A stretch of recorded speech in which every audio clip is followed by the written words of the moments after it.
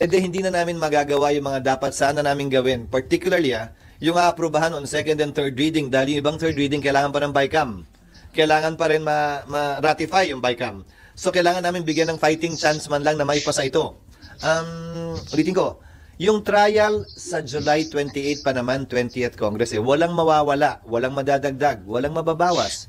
Pero itong mga second at third reading, malaki ang mawawala, malaki ang mababawas. Siguro naman, kapag papapiliin tayo sa pagitan ng dalawang pwede nating gawin o dalawang kaling tatahakin natin, doon ka sa mas may magagawa para sa ating mga kababayan. Pero definitely, SP, magko-convene kayo as impeachment court. Otherwise, pag hindi kayo nag-convene before you adjourn, walang impeachment trial next Congress. Kasama yan siguro sa pagdidebate yan dahil ang dami ko nang napapanood na nagbibigay ng kani-kanyang opinyon. Sa dulo, ano man ang opinyon nila, miyembro man sila ng Senado ngayon o hindi, ano man ang opinyon ko bilang tagapangulo ng Senado, sa dulo, ang susundin naming lahat, ang desisyon ng plenaryo. Ngayon, kita nyo, yan pong desisyon ni Senate President Chis Escudero ay papabor po yan sa pagkaka-acquit. Kumbaga, yan po ang magiging senaryo na hindi po malamang, na hindi po matuloy ang impeachment trial. Dahil po dyan sa mga desisyon na ginagawa ni Chis Escudero. Mantakin nyo naman na yung amo niya na si PBBM ay ayaw ng impeachment, di ba? Kaya nga, nasa desisyon niya eh. Nasa parang lumalabas na pumapabor din siya sa amo niya na si PBBM. Ganyan po ang mangyayari sa impeachment laban kay Inday Sara. Ito po, pagpasok ng June, ito po ang naging resulta ng pagpasok ng June ay nagkaroon na agad ng press conference ang Senate President na si Chis Escudero. Unang-una, dyan po natin malalaman kung paano at gugulong ang impeachment trial. Kumbaga sa trial wala pa eh. Sa July pa lang eh. Yung June 2 ay inusog niya sa June 11. Ngayon po, sa June 11, siyempre, pagdedebatihan pa yan, narinig po naman po natin eh, di ba? Lalabas na hindi siya ang magdedesisyon sa plenaryo. Pagdedebatihan pa yan ng grupo ng plenaryo. Sino po ba ang grupo ng plenaryo? Di silang miyembro ng mga senado, di ba? Yung mga senador. Ganyan po ang magiging resulta. Nasa kinikinita na po natin kung paano mababasura ang impeachment na yan. Pero merong isang senador na talagang napakakulit, di ba? Yan sa katauhan ni Pimentel na walang iba kung ano ang nasa likod niya. Kung sino-sino ang nasa likod niya na malalaking tao na nagpupursige na maisulong ang impeachment. Siya lang naman ang nagpupursige, di ba?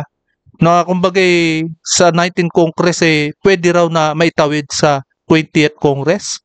Na ang 20th Congress puro mga bago na at mga bagong elect na mga senador. Sino ba naman ang papayag na senador na bigla na lang nilang uupo dyan sa pagka-judge bigla na lang siyang upo na hindi niya man lang alam kung anong nangyari dyan sa 19th Congress. Diba? Ganyan po ang kagulo dyan na maaring mabasura ang impeachment pagdating ng mga bagong senador na papabor kay Inday Sara. Ganyan po yan. Kaya ito po, bago pong lahat, I welcome po muna sa aking channel. At muling nagbabalik ang inyong lingkod, Pads Press TV. Kaya ito po, tuloy po natin ang video ito na kung saan ay kinakausap ni Senate President Chis Escudero ang mga makukulit, talagang makukulit na mga mainstream media na yan. Ito po, tuloy po natin. Simula pa lang po. But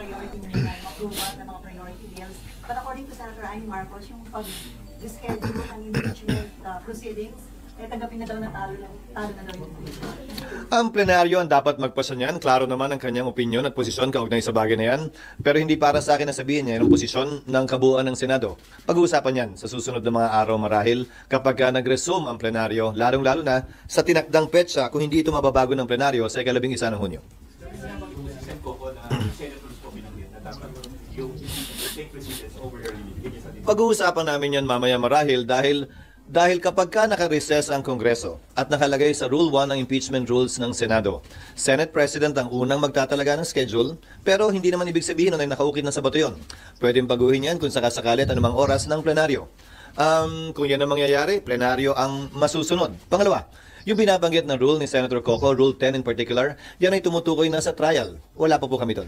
Hindi pa nga nagsisimula ang trial. Hindi pa nga nare-refer yung impeachment complaint sa rules para magsimula. Ayan ho ang hirap kay Coco Pimentel eh. Pinangungunahan niya na agad ang mga miyembro niya, ay ang mga kasama niya sa Senado. Ang schedule lang naman na binago ni Chis Escudero eh. Kumbaga sa decision niya lang naman. Pero ito si Coco Pimentel, kung ano yung gusto niyang mangyari, gustuin niya. Hindi niya na iniintindi yung mga kasama niya. Hudyat para buuin na ang impeachment court na siyang magko-conduct ng trial. At sinabi ko na rin ito noon pa, nung inihain pa lang ang impeachment complaint. Ang pinakamalayong mararating na ng Senado ay mag-issue ng summons. Dahil meron 10 araw para magsumite ng sagot ang nasasakdal at pagdating ng June 30, mawawala na ng bisa ang otoridad ng mga prosecutors o sino mang kukunin nila na pribadong prosecutor na tumayo kaugnay ng kasong ito. Hindi pwede magpatuloy ang kaso na may isang panig lamang at wala ang kabilang panig. Oo, di ba? Magkabilang panig, sila-silang magkakadebatihan dyan. Kaya, yan ang mangyayari. Mangyayari dyan, ang maliwanag na mangyayari, haharangin yan ng mga bagong senador na pumapabor ng no. Kakampi ni Inday Sara. Yan po ang mangyayari niyan. Pag yung sinasabi ni Senator Paul na parang ang sayang daw kung na-convene na sana this week, may 7 to 8 days na nasa Isa pang makulit na mainstream media, sayang daw. Dahil talagang sayang na sayang ang mga pagkabayas ninyo. nabigay na yung summons, napasagot na si VP. Hindi, 10 days nga yun eh. Nakalagay sa rules, 10 days from receipt. So kung June 3 na padala, June 13 matatanggap, adjourned na rin ang Senado. Kung June 11 pinadala, June 21, adjourned na rin ang Senado. At may naiiwan na lamang na ilang araw ang bisa ng otoridad nga ng mga prosecutor para ipagpatuloy ang trial nang walang panig mula sa kanila. SP. June 30, hindi na rin sila pwedeng sumagot ng pleadings. Kung halimbawa may pinayang pleading o sagot sa amon si VP, hindi na rin sila pwedeng mag-file ng sagot nila. Hindi, dahil tapos na ang kanilang otoridad at otorisasyon mula sa 19th Congress. Hindi tulad ng Senado na semi-continuing body pang may sasabi. Ang Kongreso nagtatapos ito pagdating ng June 30. At anumang otoridad na binigay, authorization na binigay sa kanila, Ibig sabihin, mawawala sila ng power para sa kanila. wawakas na rin yan ng June 30. Ang private prosecutors, kung may kukunin sila, ganun din. Hindi rin pwedeng lumampas ng June 30 dahil kung yung principal na nagbigay sa kanila ng authority by an agent, wala na rin dapat yun. So yung proposed timetable na dati, sira na yun by June 30. Sira na yon by June. Aling proposed timetable? Yung dati nung trial dati. Hindi na namin babaguhin na nga yung rules dahil nga, kung maalala nyo, siguro mga ilang buwan nang nakakalipas na sinabi ko, may mga panukalang baguhin yung rules pero sa dulo, maliban na lang nga, ulitin ko, kung ang plenaryo ay magde-decide otherwise, hindi na lang kami magbabago ng rules dahil baka sabihin, pinapalitan pa namin to in the middle of the game. So kung ano man yung mga nakatakdang rules sa rules of court ngayon na suppletorily applicable, yun na lamang yun. Dahil tiyak ko, ano man ang baguhin namin sa rules ngayon, may magre-reklamo at magre-reklamo mula sa isa o sa kabilang panig, citing, quote-unquote, changing the rules in the middle of the game. Pero wala Dapat lang talaga sumunod sila sa rules para walang kumbaga walang magrereklamo, 'di ba? Talagang due process, tunay na rules ang kailangan nila. trial starting June 30. Tama ba? Kasi nga, wala nang kinatawan mula sa kanila. So, ang pinaka pwede namin may padala, which is under the rules, bibigyan namin sila ng puwang na magsumite ng written interrogatories, which is part of pre-trial. Ibig sabihin nun, tatanungin na nila lahat ng gusto nilang tanungin mula sa kabilang panig, sasagutin ng kabilang panig, magtatanong din yung kabilang panig, sasagot din, hanggang doon na lang yun. Kung sasagutin nila, dahil pwede na lang piliing wag sagutin at wag pansinin yung written Oo, di ba? Talagang gipit na sila diyan. Kaya hangga't maaari gusto nilang maituloy. Unang-una, gusto nilang siraan ang pangalawang presidente. At pangatlo, noong mga nakaraang impeachment, nagkalat yung mga 500 million na parang alam ko, eto lang nung mga nakarang impeachment kay Judge Corona, yun, ganun ang nangyayari. Pero ito, ewan ko lang kung anong nangyayari. Baka gusto rin nila magkaroon ng yun nga, tinatawag na nga nilang negosyo yung impeachment dahil nga sa mga nagkakaroon ng bayaran. Ewan ko lang kung totoo yan. Sa palagay ko, wala nang power dito si Tamba para magpamigay ng pera Interrogatories na ipapadala ng magkabilang panig. And then the written interrogatories will be used during the trial proper? Yes, kung anong admissions man ang ginawa doon, magagamit yon ng magkabilang panig pagdating ng paglilitis. SP, since move na ng June 11, Yes, Nympha. yes, yung reading ng articles of impeachment, sa June 11 na rin lahat mangyayari yung Lahat-lahat na. Ngayon, bakit? Meron kaming rule kaugnay ng 3 days bago namin ma-third reading ang isang panukalang batas. Pag hindi namin na second reading yan this week, hindi na namin mata-third reading yan next week. So time is of the essence insofar as passing certain bills are concerned na para mahabol yan sa 19th Congress. Kumbaga, yung pwede namin gawin ngayong linggo, hindi na namin pwedeng gawin next week kung gusto pa namin itong humabol. Sa kabilang banda, yung pag-issue ng summons, whether June 3 yan or June 11, pareho lamang naman ang epekto dahil yung panahong bibigay sa nasasakdal kay VP Sara para sumagot, babagsak na rin sa petsa na wala ng sesyon ang Senado at ang Kongreso. Ayun nga, talagang patapos na po at talagang kinokompress nila yung mga dapat mangyari na mga, syempre, mga dyan sa article of impeachment. Pag mga debatehan, kasama na dyan sa loob ng sa buong linggo na yan. Kaya heto po, tuloy po natin. Kasi So, walang tatamaan, walang mapapaboran kaugnay nito. sa point ni Senator Pimentel, hindi naman kayo aabutin ng 1 o 2 oras sa pagpapabasa ng articles of Ay, hindi. Di po. Talagang matagal yung katanungan ni Coco Pimentel. Hindi raw tatagal. Hindi po. Nandiyan dyan yung mga babasahin pa niyang mga batas dyan Mga actual niyang babasahin sa libro para mapatunayan lang na kung sino ang mali sa kanila.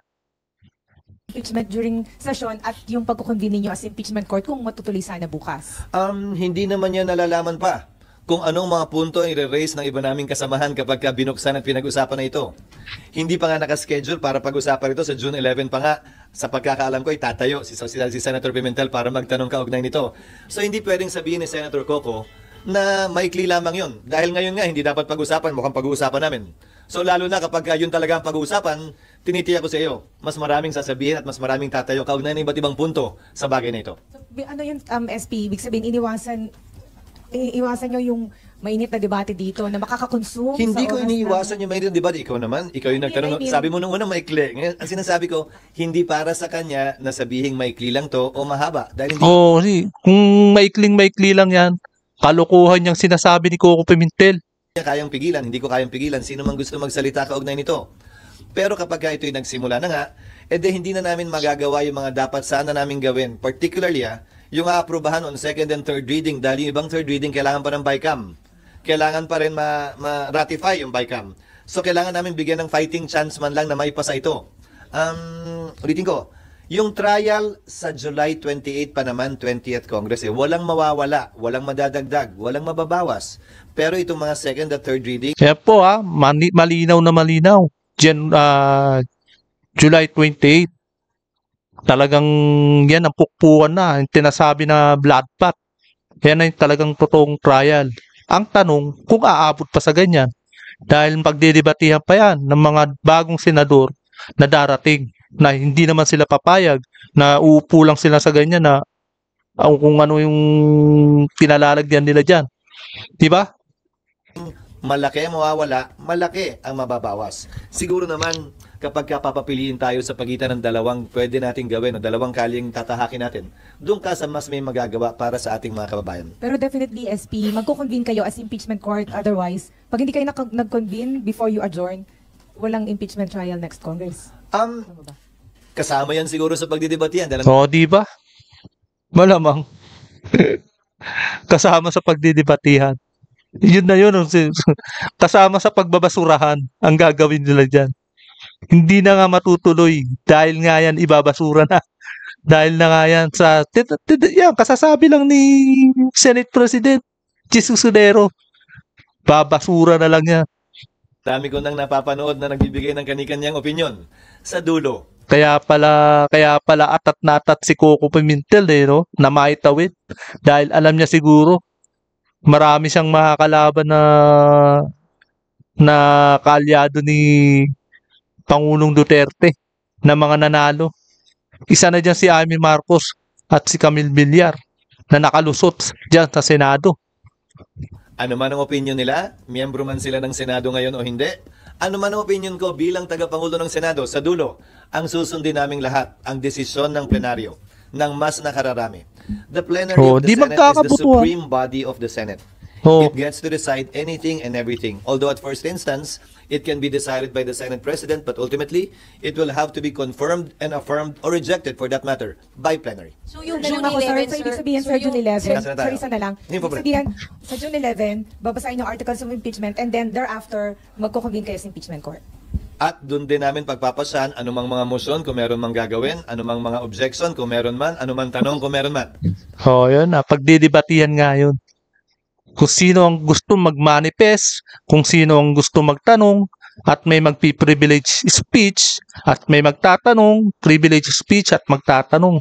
Ngayon, kapag nagkasundo na at hindi magkasundo, at gusto nang tuloy, at gusto namang hindi tuloy, yun po ang magiging resulta.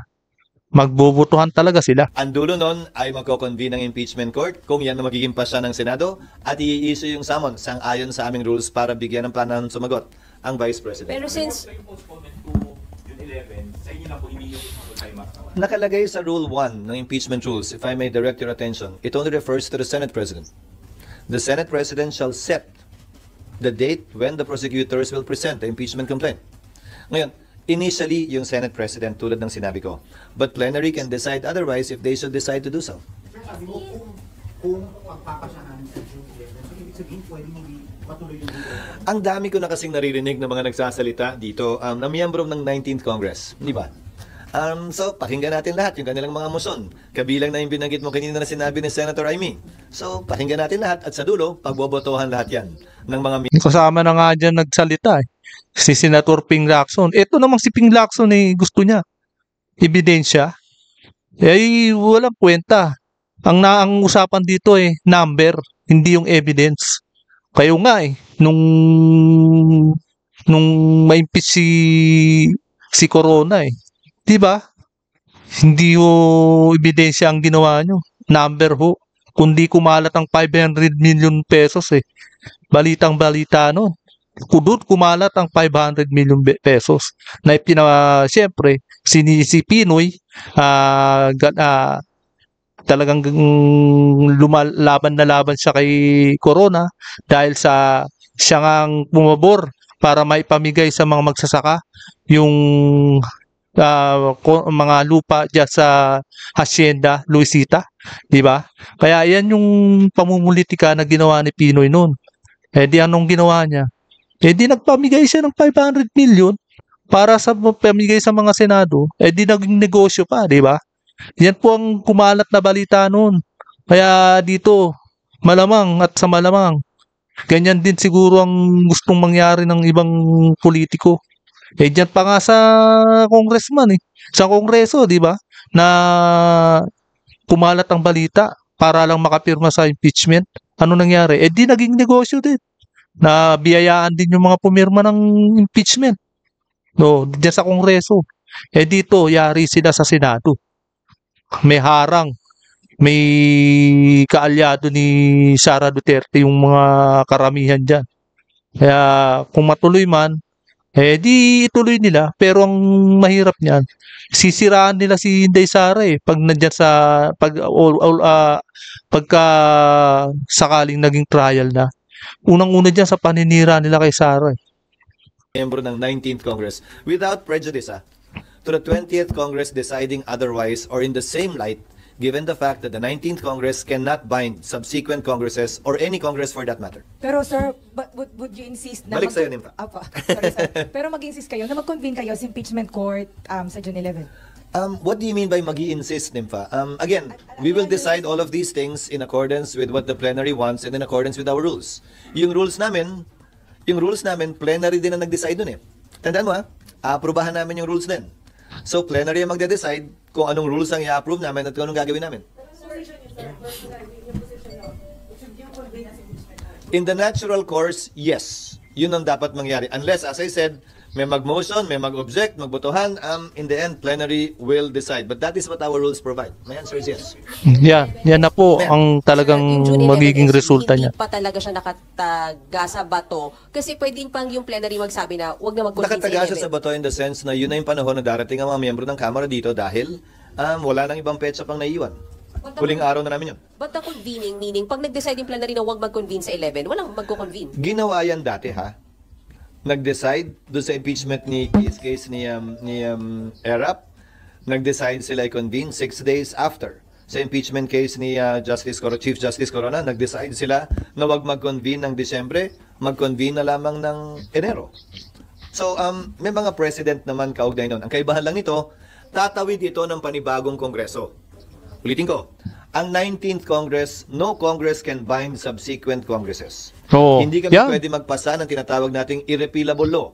Hindi kami pwede magpasa ng isang bagay na hindi na pwedeng galawin o baguhin pa ng susunod na Kongreso. So anumang pasya namin ay binding sa amin, pero hindi binding sa susunod na Kongreso. So wala nga masiguraduhan yung June 11 SP. Kung bali mag-decide ang plenary today, na walang magko-convene sa June 11, yung overpowers are Kung mag-decide ang plenary today na hindi magko-convene sa June 11. yes.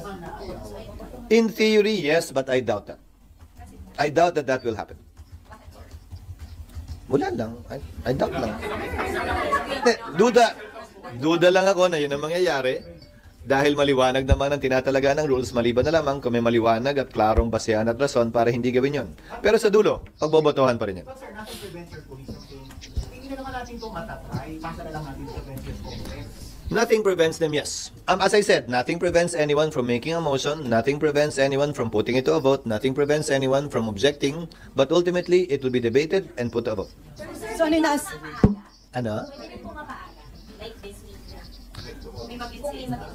Pwede naman, pero anong point ng hindi ko pwedeng pigilan, ulitin ko pero anong point na magsaset tayo ng date para nga sana pag-usapan to at magawa yung ibang bagay kung buong linggo pa lang to, yan din yung pag-uusapan natin araw-araw. So, papakiusapan ko sana na hanggat maaari, tapusin namin yung kinakailangan trabaho ngayon. Maliban kasi dun sa mga panukalang batas, nasa diary na rin naman ngayon, mahigit 300 ang kailangan namin i-confirm ng mga opisyal. Nako, imagine, ang daming ipapasang batas. Tapos isisingit pa yung impeachment. Ilang buwan yung impeachment? Hindi gumagalaw ang legislation. Puro impeachment na lang ang araw-araw na mangyayari.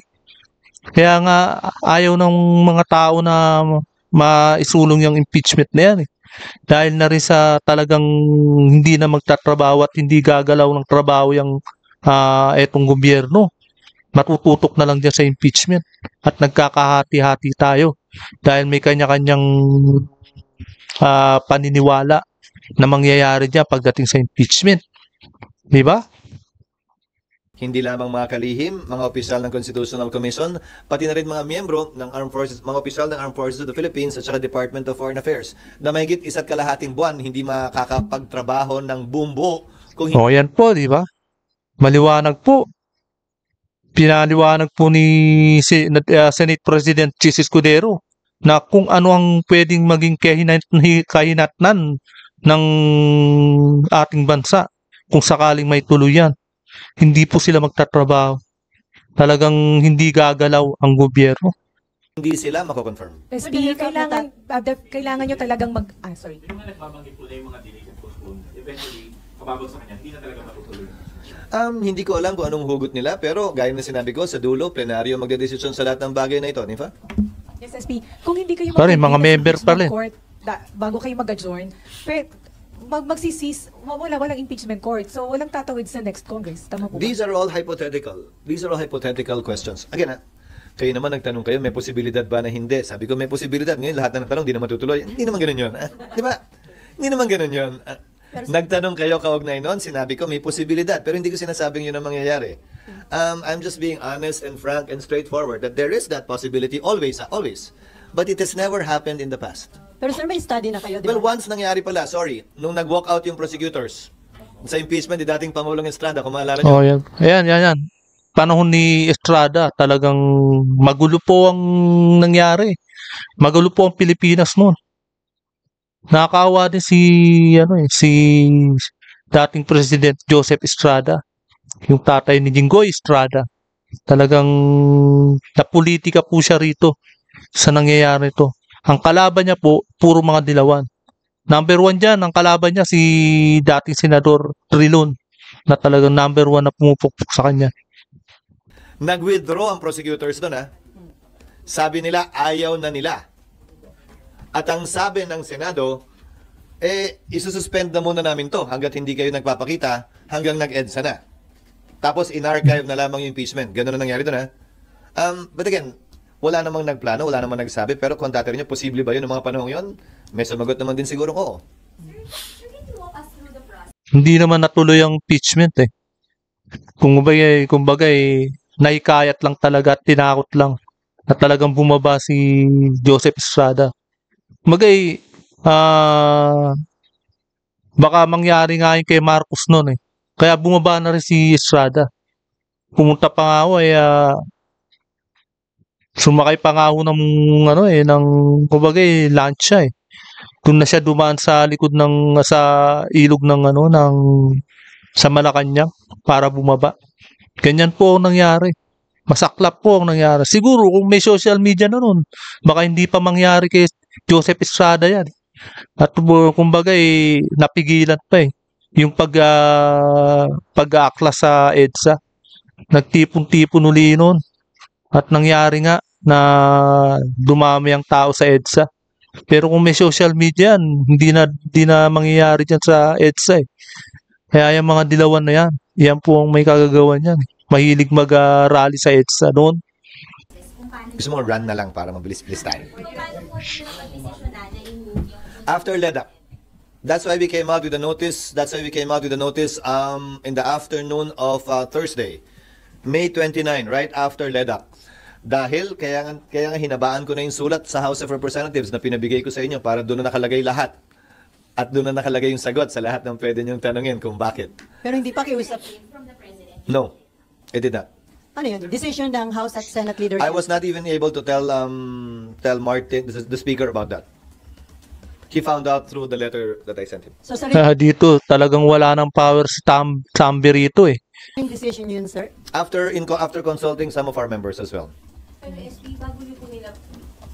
SP, bago nyo po nilabas yung parang proposal nyo na calendar months ago, hindi pa po ba alam na may mga ganito karami pang 12 priority bills, may 300 daw upo sa CA? Hindi, dahil yung mga ina-appoint ng presidente, kaya ang ad interim ang tawag, in-appoint niya to in the course of the recess. Hindi naman yun in-appoint ng mga panahong yun. Pangalawa, usually sa LEDAC, nababawasan yung bills na iti-take up dahil hindi naabot. Itong LEDAC na to ang pinag-usapan, ano pa ba yung kayang gawin dahil sayang naman. Advanced stage na yung mga bill at pwedeng ihabol pa sa 19th Congress imbis na magsisimula na naman sa simula pagdating ng 20th Congress. Ihahabol na talaga nila na matapos. Meron na ba kayong pag-aaral na ginawa? Kasi malamang yun na maging issue. Paano nyo i-address yun? Meron, may president yan sa US Congress.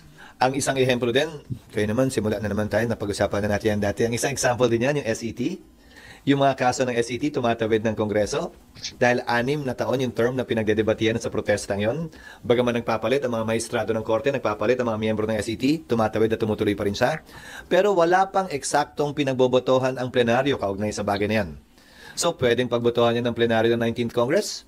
Pero ano man ang desisyon namin, hindi pwedeng i-bind yung 20th Congress. So pwede magkaroon ng ibang pananaw yung 20th Congress. Oo. Halimbawa, Bago na yung mga senador eh. ng 19th Congress, tatawid yan. Pero ang pasya ng 20th Congress, hindi tatawid yan. At i-dismiss nila. So, depende. Sa dulo, you have to understand, in Congress, plenary is supreme. It's not the decision or the voice of one member, even if he or she is the Senate President or an officer of the Senate or the House. Desisyon palagi ng plenaryo ang mangingibabaw sa anumang usapin. Sir, Yung application, kung merong magiging senator judge, ang ngayon palang sinasabi, tagaan nyo sa botong hindi may impeach si BP Sara. Desisyon at pasya nila yon, hindi para sa akin na husgahan yon, pero nakalagay sa aming rules na hanggat maaari ay maging impartial sana ang bawat senator judge hanggat hindi pa naririnig yung kaso mismo. Maging ganun pa man, ang pag-inhibit ay voluntary decision sa parte ng sinumang hukom. Hindi ito pinagbobotohan ng mga miyembro ng hukom. Pero dapat walang mag-inhibit dyan eh. Lalo na yung kaalyansa niya, no? Kaalyado ni BP Sara, dapat huwag silang mag-inhibit. Kumbaga, i-debatehan lang nila. Pagdating sa debate, mag-no na lang dapat sila. Mismo, halimbawa, magbobotohan kami, hoy, ikaw, tanggal ka na. Hoy, ikaw, sa dami ng sinasabi mo, wag ka na. Hindi pwedeng ganun. So, yan, malinaw po na hindi po pwede yung gaganon-ganon. Ano? Pwede sila mag-motion, o baka naman prosec agad, ba't hindi naman defense, ikaw naman. Pwede mag-motion ng magkabilang partido. Pwede mag-motion ng magkabilang partido, pero desisyon yan nung pinapa-inhibit o pinapa-recuse na hukom. Alam din niya dapat yan. SP, meron kasing article. Parang nakarami ka ng kapinipa ngayong umaga. Pasensya na, SP, we have to ask. Meron kasing article sinasabi na yung Yes. pag-delay daw dito sa impeachment, yung pag-start ng impeachment process is for your self-preservation. Nag-propose daw kayo ng 1 week cooling off period bago i-address yung impeachment complaint. Hindi ko makita yung rason. Hindi ko makita yung rason. Wala yata akong kinalaman. Hindi ako yung nasasakdal sa impeachment complaint. I don't see the connection. I don't see the connection between postponing it. Again, walang mapapabura nito. Wala rin itong masasaktan. Dahil ang pinaka-pwede lang naming magawa mula't mula ay mag-issue ng summons. So walang nawala, wala rin naidagdag. Walang binawian ng panahon, walang inambagan din ng panahon.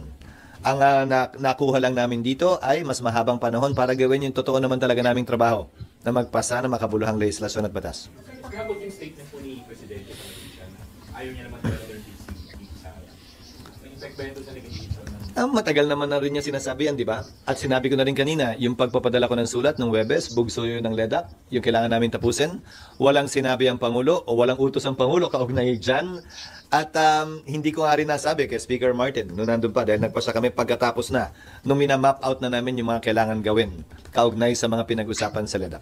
Personally, kasi sa survey, 9 out of 10 nagsasabi na dapat harapin at sagutin ni BP Sara yung mga kaso sa kanya dito nga sa impeachment. So, sa tingin niyo, better nga na masagot ito ni BP Sara? Anong survey yan? SWS ba yun? 9 out of 10 survey. Parang dami kong survey na nakikita na iba't iba ang sinasabi. Bali-baliktaran sinasabi. So, depende. Naku. Kumbaga wag po kayo maniniwala sa mga survey. Tingnan nyo na lang kay Marcoleta na kumbaga hindi siya pumapasok sa Magic 12 nung sinusurvey siya. Pabago-bago ang survey. Pero bumaba rin. Pero hindi siya pumapasok noon. Eto ngayon, nung dumating na eleksyon, di talagang pang-5 ata siya, pang-6 ang nangyari sa kanya. Kaya hindi rin paniwala yung mga kumpanya ng mga survey niya. Latest survey. No, ang sinasabi ko dahil iba't iba yung survey. Pero yung satisfaction ko talaga kay BP Sara talagang obvious naman talaga na talagang mas magaling siya kay PBBM ngayon. Tingnan nyo naman ang lagapak ng performance ni PBBM na junior, diba? Talagang lagapak po. Puro pambubudol at pagsisinungaling kasi ang ginawa Kaya yan po, bumagsak ang performance niya. Di umangat ngayon si BP Sara. Mahirap naman magdesisyon base sa survey. Dahil bali-baliktad naman din ang sinasabi ng survey at hindi dyan ang basihan. Oo, hindi tama yan. yan. Ng anumang pagpapasya ang ginawa ko. Oo. Dahil hindi naman ako tumakbo at hindi naman ako tumatakbo.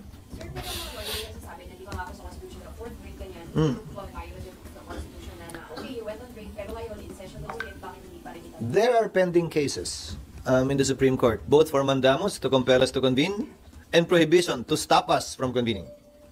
Walang TRO, so we are proceeding as we think best. Pangalawa, ibabalik ko na naman, yung mga prosecutor na congressman na nagrereklamo ng forthwith immediately, sila nga mismo hindi nila sinunod yung sarili nilang rules na immediately ire-refer ng SecGen ang lahat ng impeachment complaints sa Speaker para ilagay niya sa Committee on Justice. Ang daming ang butas diyan sa Kongreso eh. Nung isinulong nila yung article of impeachment eh. Di ba? Puro mga shortcut ang pinagagawa nila eh. Hindi na nga sila sumusunod sa batas eh. Yan pa ang pwedeng maharang. Kaya kumbaga kinakabahan na sila eh na hindi tutungtong ng 20th Congress yung sa Senado eh. 'Di ba?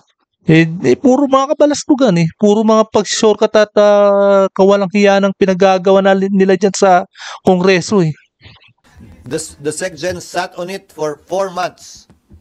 Kung ang mga prosecutor, hindi naman sinusunod yung salitang immediately sa sarili nilang rules. Kami, forthwith lang naman ang nakalagay, hindi naman immediately. Sabi nila, pareho daw yun. So, kung yung mga prosecutor mismo ay tila hindi naman nagmamadali at pinipili nila kung saan sila nagmamadali, wala sila sa lugar. Madaliin kami ngayon. Kita nyo?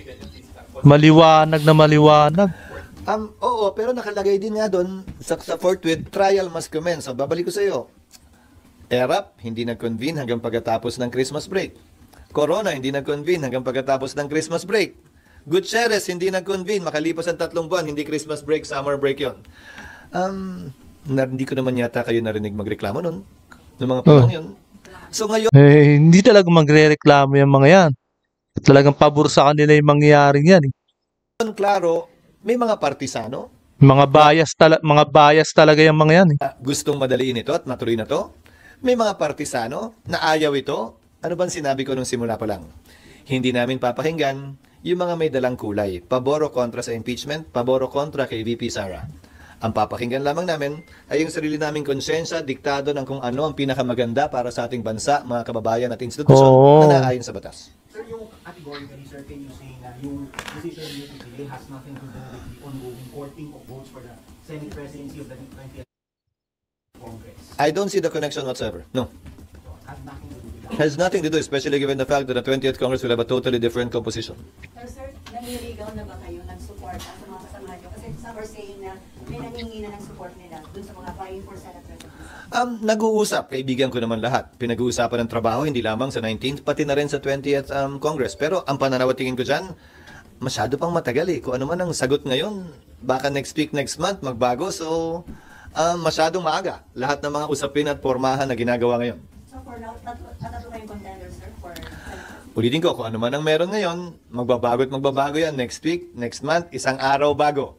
Pwede So, rin. imbis na 2 buwan nating pag-usapan, pagdebatihan, at may maapektuhan pa tayo, pag malapit na lang. Sa ngayon, masyadong marami pang trabahong nakaambang sa harap ko bilang Senate President ngayon. Sa susunod na 2 linggo, dun muna ako totoo ng pansin. Focus po ba kayo in the days to come para maiwasan nga po sa plenary impeachment pa rin yung pag-usapan? Mas gusto ko naman yung plenary. Okay lang naman yung plenary eh. Ang caucus, tatanungin nyo rin naman kung anong pinag-usapan eh. Di ba? Di ba? Mas magandang pag-usapan na lang sa plenaryo para marinig ninyo. Ulitin ko, walang nakaschedule pero kung may magbumungkahi, pwede naman pag-usapan din. Pero sa akin, hindi ko tatalikuran ang anumang hamon sa plenaryo dahil mas magandang on the record naman talaga.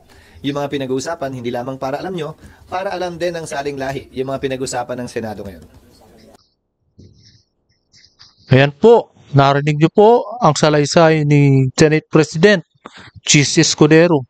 Napanood niyo po ang buong video na talaga namang ay tambak po ng gawain, tambak po ang trabaho ng Senado na talagang hindi naman po talaga nila prioridad ang impeachment. Kumbaga prioridad talaga nila ay may pasa ang mga nakabinbin na mga kaso sa mga hindi naman sa mga bill yan. Nandyan po. Kaya hanggang dyan na lang po. At kung hindi ka pa nakakapag-subscribe, please subscribe my channel para lagi kang updated sa bawat upload ko. Maraming salamat po.